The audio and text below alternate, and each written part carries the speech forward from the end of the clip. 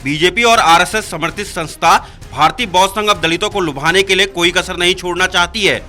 ये सब यूपी विधानसभा चुनाव से ठीक पहले हो रहा है।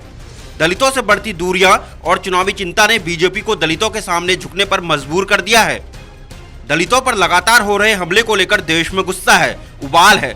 वहीं अब भारतीय बौद्ध संघ को गलती का एहसास हो रहा है। भारतीय बौद्ध संघ पूरे देश में दलितों के बीच में जाकर एक मैसेज दे रही है कि भाई दोबारा ऐसा घटना नहीं होना चाहिए। और हम लोगों का ये पूरा संदेश है, इन बच्चों का जो कल बच्चे उपस्थित हो रहे हैं, हमारे संरक्षक माने जटिया जी ने बताया है कि हम लोग खाइयों को भरने का काम करना चाहते हैं, हम खाइयों को और आगे नहीं बढ़ाना चाहते हैं। भारतीय बौद्ध संघ ऊना पीड़ितों को सम्मान दिलाने के लिए यात्रा निकाल रही है, लेकिन इस यात्रा में दलितों को न्याय और सम्मान से ज्यादा राजनीति साफ दिख रही है।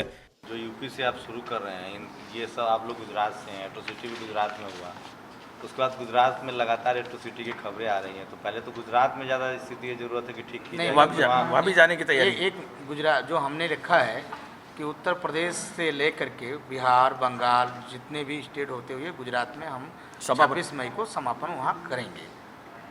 हम 14 अप्रैल को भारतीय बौद्ध संघ को आरएसएस से किस तरह से, मतलब ये मेरा आरएसएस से कोई लेना देना नहीं है। भारतीय बौद्ध संघ एक ऐसा संस्था है।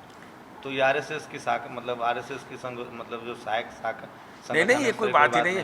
भारतीय बौद्ध संघ है ना, भारतीय बौद्ध संघ। अगर आरएसएस कोई इनिशिएटिव ले रही थी उसमें अपराध थोड़ी है, हर संगठन को इनिशिएटिव नहीं, मैं ये नहीं कह रहा हूँ कि आरएसएस, आप तो कह रहे हैं आरएसएस से कुछ भी लेना देना नहीं। आरएसएस में इसमें हमारे जो इंद्रेश जी हैं वो उसमें आ रहे हैं, तो इसलिए ये नहीं कह सकते। मैंने पूछा अगर आरएसएस तो सभी को ले रहे हैं ना।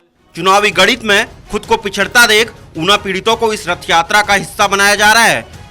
बीजेपी की साजिश और हकीकत से पूरा देश पहले से ही वाकिफ है, लिहाजा फायदा कम, नुकसान होने के ज्यादा चांस हैं। गुजरात में हुआ हो या उत्तर प्रदेश में हुआ हो या और देश के कई हिस्सों में हुआ हो, तो सारे देश को जागना चाहिए। तो ये घटना का जो स्वरूप आया है उसमें सेवा के काम में जो लगे हुए लोग हैं, जो इस प्रकार के काम को कोई करता नहीं है, करना चाहता नहीं है, और जो लोग परंपरा से पीढ़ियों से इस काम को करते चले आ रहे हैं, उसको इस स्वरूप में देख करके क्यों क्या होगा, ये आज भी हमारे लिए बड़ी चिंता का विषय है।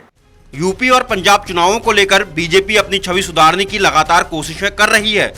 विकास, राष्ट्रवाद और दलित मुस्लिम विरोधी होने के आरोप झेल रही बीजेपी ने अब ऊना पीड़ितों से अपनी नैया पार लगाने की कोशिश की है। Bureau report, national Dastak.